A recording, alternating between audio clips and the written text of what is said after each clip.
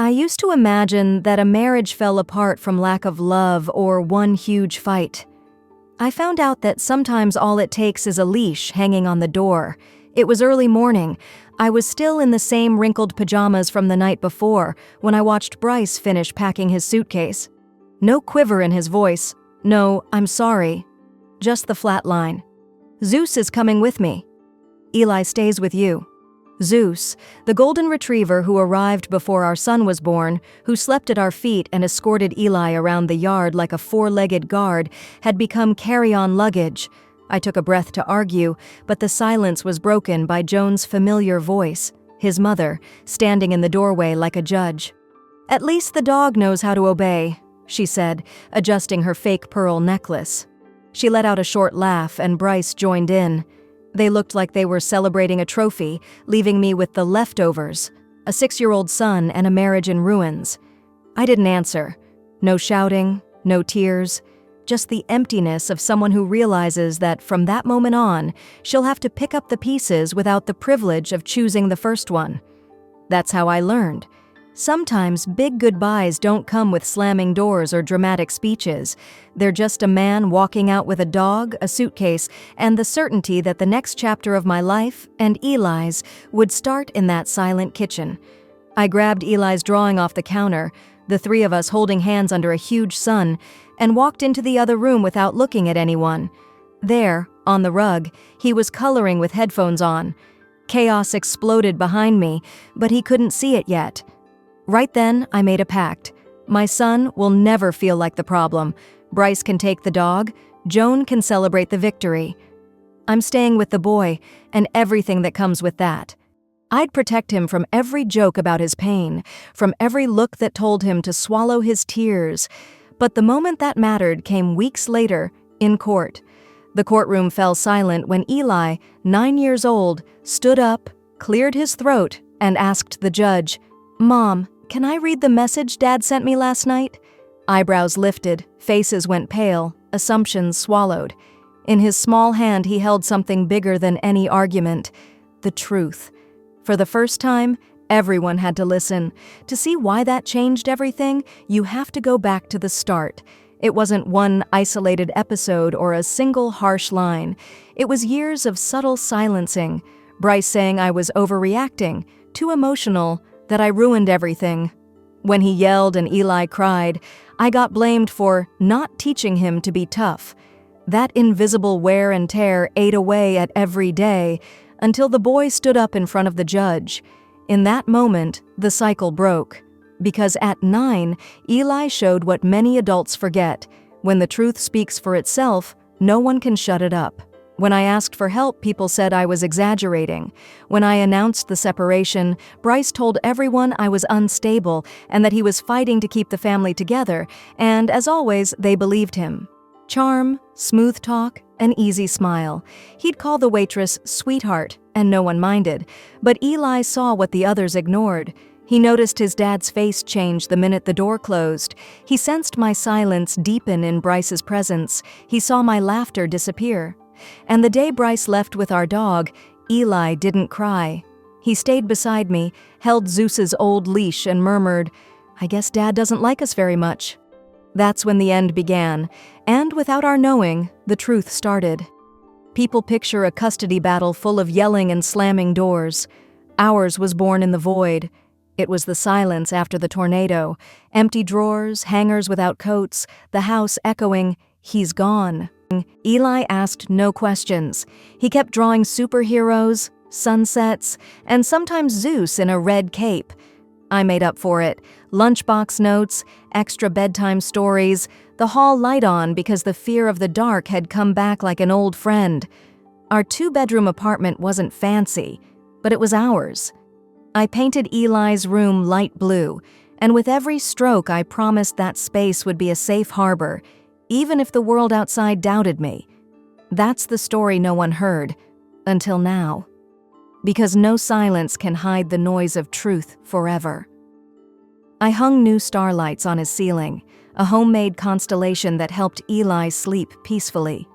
I work from home as a freelance designer. I take small projects while he's at school. The money barely covers the bills, but it keeps me close to him, and that's priceless. Mornings reveal everything that's changed. I wake to find Eli already dressed, frozen in front of his cereal bowl. He used to fire questions about dinosaurs, space, even sharks. He wanted to know how many teeth fit in a sea monster's mouth. Now only silence eats up the time. I feel his pain, but I don't know how to stitch up that wound. When Bryce showed up, it was impossible not to get pulled in by his magnetism. Confident, charismatic, ambitious. I was 23, working the counter at a print shop. He came in to print business cards and left with my number. Less than a year later, we were married. With newborn Eli, I started making excuses for Bryce. First, small things. Forgetting to pick me up, jokes that I'd let myself go after giving birth. He called it teasing. I called it a bad day. But those bad days stopped being exceptions. They became routine, and every morning Eli's silence reminds me of that. He tried to control everything, the money, the thermostat, even how I taught our son. When Eli caught a cold, Bryce blamed me for spoiling him by letting him rest. If the boy woke up from a nightmare, Bryce would say, "Boys don't cry." I started sleeping with the baby monitor on, not to hear Eli, but to monitor Bryce. By 6, Eli didn't cry anymore. Inside, I did. On the outside, Bryce was the host who threw barbecues and led funny toasts. His mom, Joan, kept saying he walked on water. Once she told me, "You should be grateful he puts up with your moods." I stared at her and thought of how many women's voices had been shut down by that same line. I was exhausted, not just from caretaking but from acting. I acted like the happy wife, the confident mom, like someone who didn't shrink with every step inside the house. The break didn't come in a loud scene. No affair, no shouting. It happened on an ordinary Tuesday. Bryce came in late, dropped his keys, asked if Eli had finished his spelling homework. I said yes. He nodded and, in a tone as casual as talking about the weather, said, "Great. I don't want him ending up like you, barely able to handle yourself." Then he went to check his emails in the next room. That silence was the loudest sound I'd ever heard. On our last night together, I waited for his snoring to set the soundtrack. When I saw him deep in sleep, I got up, closed the bathroom door, and collapsed on the cold floor. It wasn't sadness. It was the certainty that it was over. 3 weeks later, he left for good. He didn't leave quietly. He dragged the suitcase, took Zeus, and whatever composure was left. Before the door slammed, he threw out the verdict, "I'm taking the kid." The words ricocheted in my head like an auction announcement. I'm taking the kid. To Bryce, Eli was just another item in the split. To me, he was everything.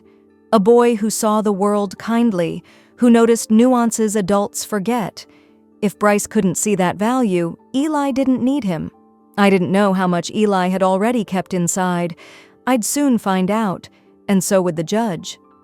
The first custody hearing took place in an office pretending to be neutral. Beige walls, leather chairs, a plastic fern stiff in the corner. Bryce showed up 10 minutes late, blazer crisp, the smile of someone who thinks he's the favorite candidate. Right behind him, uninvited, came Joan. She set herself up in the waiting room with a loaf of banana bread, handing slices to the receptionist as if we were all one big happy family. A perfect act, if you ignored the cracks. I used to think a marriage fell apart because the love ran out or because of one huge fight. Turns out sometimes all it takes is a leash hanging on the doorknob.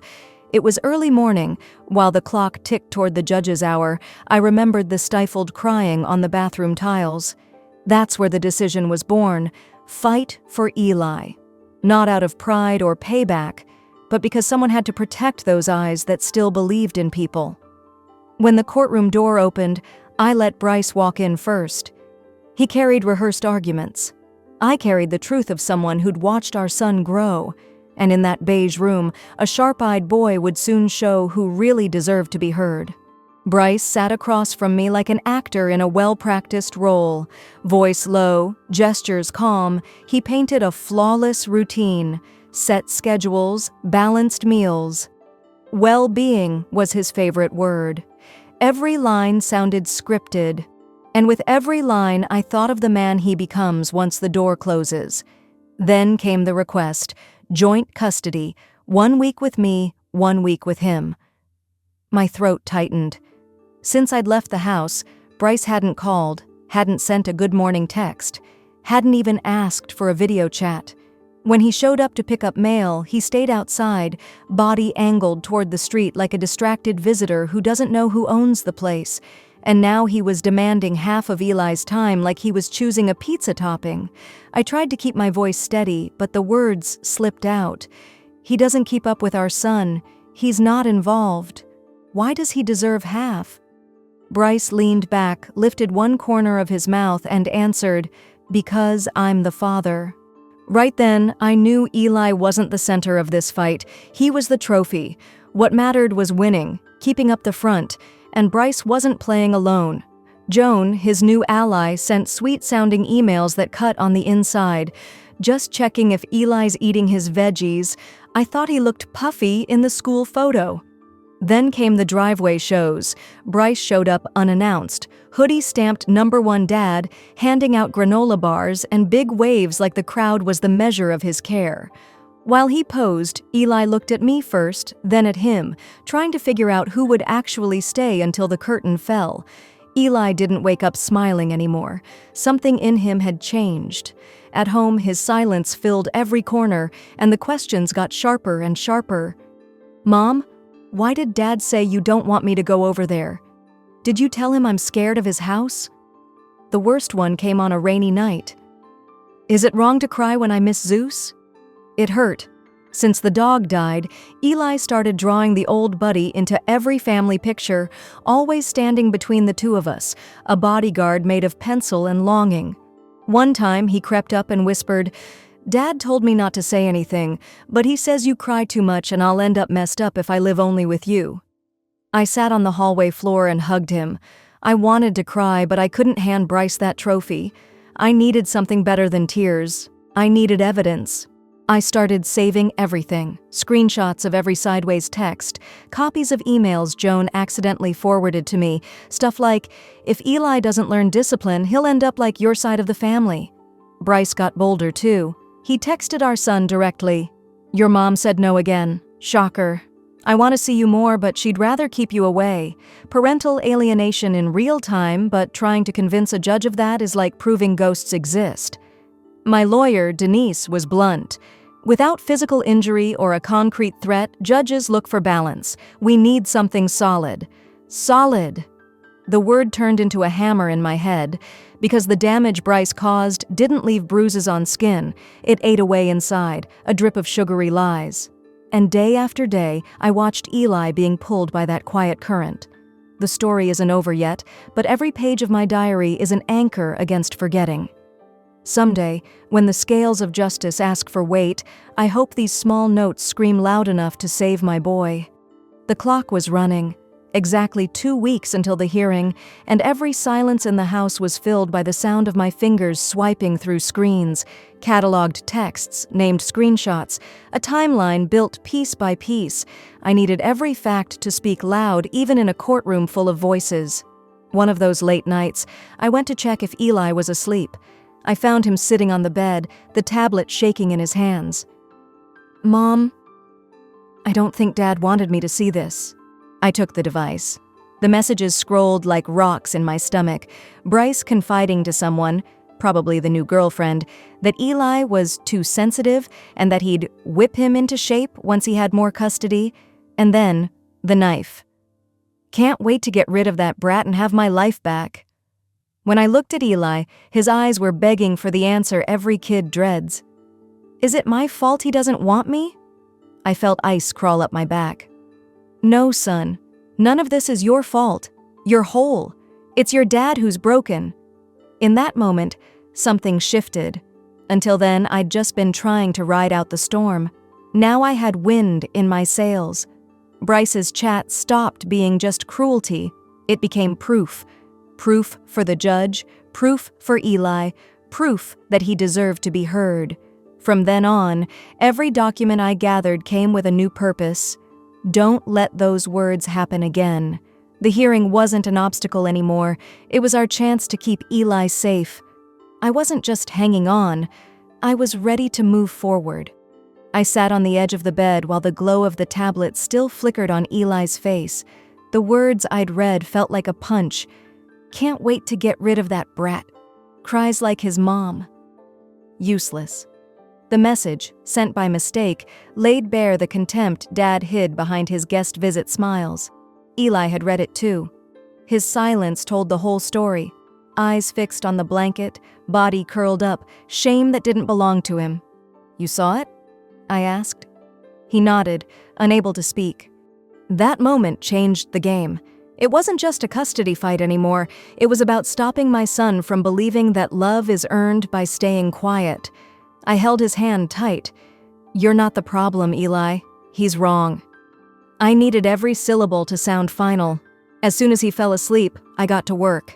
I printed the screenshots, filed them by date, saved copies on a flash drive. It was late, but I felt the urgency of someone who'd finally found ammo to protect what she loves. At dawn, I called Denise, our lawyer. I read parts of the messages. On the other end, I heard her breath catch. "This changes everything," she said. "But do you want Eli to testify?" The question hung in the air, heavy as the evidence itself. And I knew the next decision would shape my son's future, and maybe shatter the cycle trying to trap us. It paralyzed me. Until then, I'd never thought of putting Eli in front of the judge. He was 9. I didn't want him sitting in a courtroom surrounded by dark suits, forced to face his dad and go through it all again. But the words he said after Bryce left snapped back at me. "You always say we have to speak up when something's not right. Does this count?" He wanted to speak. That was the difference. In the kitchen, I poured juice and set out cookies and got straight to the point. "Son, you don't have to do this. But if you want to tell the judge how you feel, I'll stand right by you the whole time." Eli locked eyes with me, taking on a seriousness way beyond his age. "Can I show the letter Dad left? The judge needs to know the truth, right?" I swallowed my tears and nodded. From then on, the days were a blur. Denise filed the letter as evidence. We built a timeline, stitched every fact into a clear story, and asked the court to review Eli's statement ahead of time. While we gathered documents and statements, a new threat showed up. Joan appeared at Eli's school again. She showed up at the door with an action figure and a tiny card. "Daddy is fighting for you." Eli handed it all to me and whispered, "Feels like a trap, huh?" It was. I did what I had to, filed a police report. Denise handled the case. Bryce, as always, fired off texts saying I was turning our son against him. Pure projection. I didn't bite. I chose to keep Eli close. Every night we talked, not about court, but about his fears, about what made him feel strong. He asked. I answered straight. No empty promises. The night before the hearing, Eli tossed in bed, unable to sleep. In the dark, he murmured, "What if the judge doesn't believe me?" I brushed his hair back and said, "The truth doesn't have to shout. Speak from the heart. That's enough." He went quiet, squeezed my hand, and stayed. Morning came under low clouds. Navy blue dress and simple earrings for me. Pressed school shirt and the red sneakers Eli swore gave him courage. Denise met us on the sidewalk, folder in hand. Bryce was already pacing the hall in a charcoal suit, Joan beside him and a lawyer I didn't know. He shot me a look. I looked away. We went in. Sign-ins, hard chairs, air that smelled like paper and stale coffee. I leaned toward Eli. "Still want to go through with this?" He nodded. "I'm ready." Right then, I believed him. Because this time, the truth wasn't stuck on paper. It had its own voice, and it was about to speak. Silence. A silence so thick you could feel your pulse. Beige walls, cold lights, everything waiting on the judge, and us, breathing deep, knowing the next sound would break more than the silence. It would break the fear. Eli swung his feet, hovering a few inches above the floor.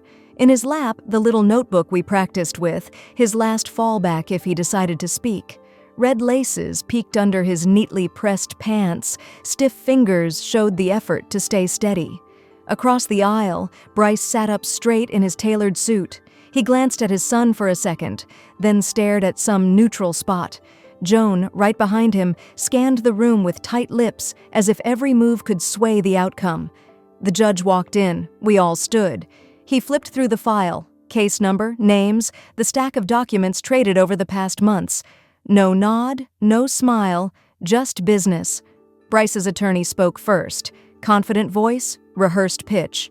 Mr. Carter wants equal time, stable routines, emotional balance.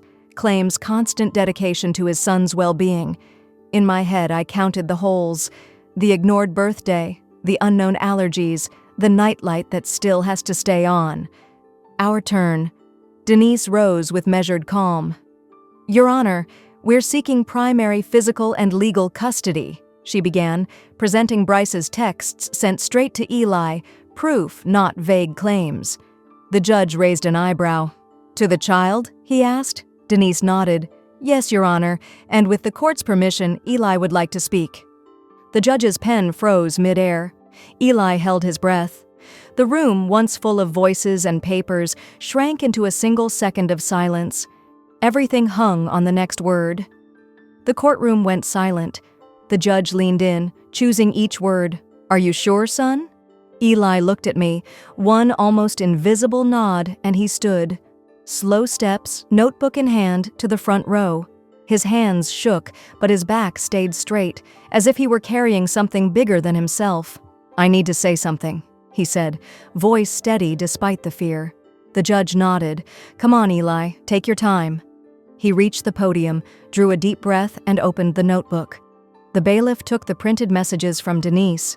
I saw this, Eli began. I shouldn't have, but I did, and I think you need to see it too. Every eye locked on him. The judge flipped pages while Eli read, word for word. I can't wait to get rid of that brat and get my life back. Tension rippled through the room. Joan went pale. Bryce's lawyer turned toward him, stunned. Bryce stared at the table, jaw tight. Eli continued. He whines like his mom. Useless. He looked up, meeting the judge's gaze. My mom doesn't cry all the time. She's strong. And I'm not useless. The silence afterward weighed on everyone, heavy and inescapable, waiting on the next move. The judge clasped his hands, leaning forward. Thank you, Eli. That took courage. He breathed deep. Is there anything else you'd like to say? Eli swallowed hard, almost whispering. I don't want to live somewhere I'm a problem. I just want to feel safe. Back at my side, he curled into my arms. I leaned down and whispered, You were amazing. He nodded against my shoulder, hugging tighter than usual. The judge cleared his throat and turned to Bryce. Mr. Carter, can you explain these messages? Bryce tried to answer, but his lawyer jumped up, asking for a recess. No luck. Denied, the judge cut in. Enough. This court protects the child's welfare. Based on the documents, the testimonies, and above all, Eli's honesty, I grant full physical and legal custody to Ms. Carter. I didn't cry. I just closed my eyes and filled my lungs. Bryce stayed frozen, staring at the floor, trapped by his own words. Joan left before the session even ended, her usual spark gone. Then Eli squeezed my hand and smiled. Can we get pancakes now? He whispered. The question cracked the heaviness of the day. I let out a short laugh. Sure we can. On the way back, we stayed quiet. Eli rolled the window down, let the wind mess up his hair, and acted like nothing had just happened, like he hadn't just exposed his dad's dark side in front of a judge and a room full of strangers. Kids seem to have a reset button we adults forget how to find. A few miles later, I pulled over at a roadside diner. Pancakes had been the promise, and pancakes he got. He ordered his with whipped cream and chocolate chips. I just wanted coffee. I didn't even taste it. I sat there watching, his eyes a little red from held-back tears, the way he turned his fork into a spoon, the laugh when the syrup sizzled on the griddle. For the first time in a long while, he looked light. Did I do okay? He mumbled, mouth still full. "You were amazing. Telling the truth is courage in person." He took the words like a trophy, flashed a pancake-stuffed grin, and went back to eating. 2 weeks later, the envelope from the court arrived. Full custody to me. Visits for Bryce only under supervision. Eli was playing in the backyard when I opened the letter. I thought about the pancakes, the wind, the syrupy smile, and knew that paper only confirmed what he'd felt that day. We were finally safe. The order was clear. Before any visit, Bryce had to go through a family assessment and months of monitoring. Translation: he might never see Eli again unless he changed radically. He didn't change. He chose to disappear. No calls, no texts, no lawyer, no Joan. Just rumors. A new address across the state, and another life to cling to. Cowards do that. They run.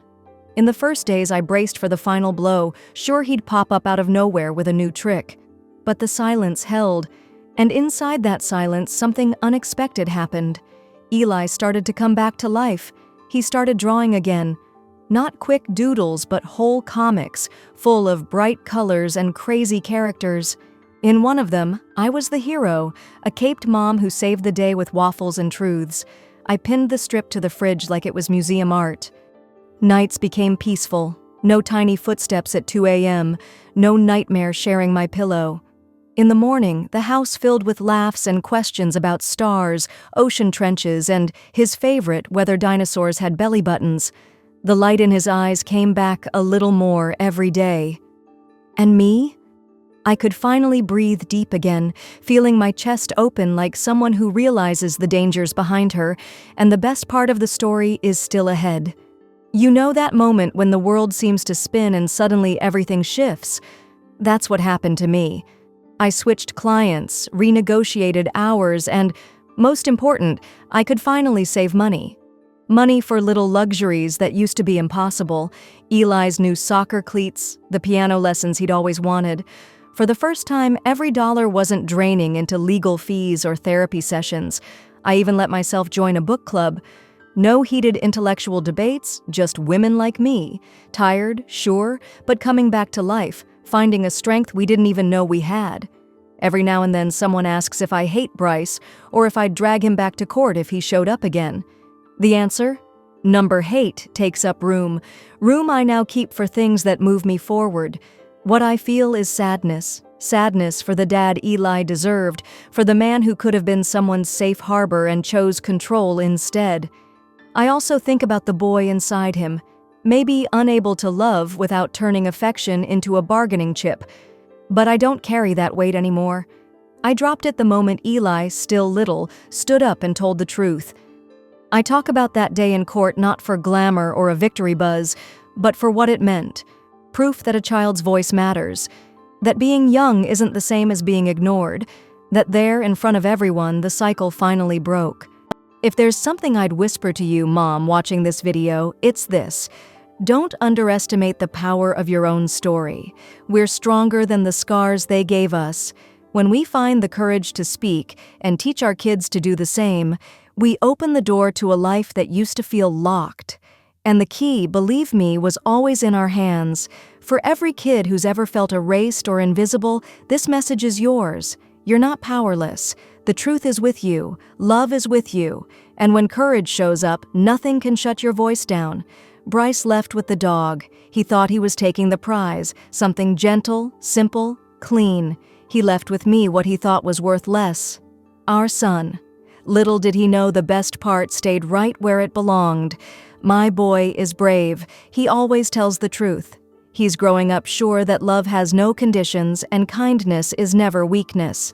The court didn't just set custody, it gave my son his voice back and gave me my life back.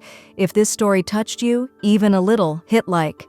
That helps the video reach someone living through something similar who needs to know they're not alone. Share your experience in the comments. Maybe you fought a custody battle, maybe you were the kid in the middle, or maybe you just want to send Eli some love. Here, your voice matters. And if you haven't subscribed yet, hit the button and turn on notifications. I bring real stories about resilience, family, and the quiet strength of telling the truth, even when it hurts. Thanks for watching this far. Take care of yourself and the people you love.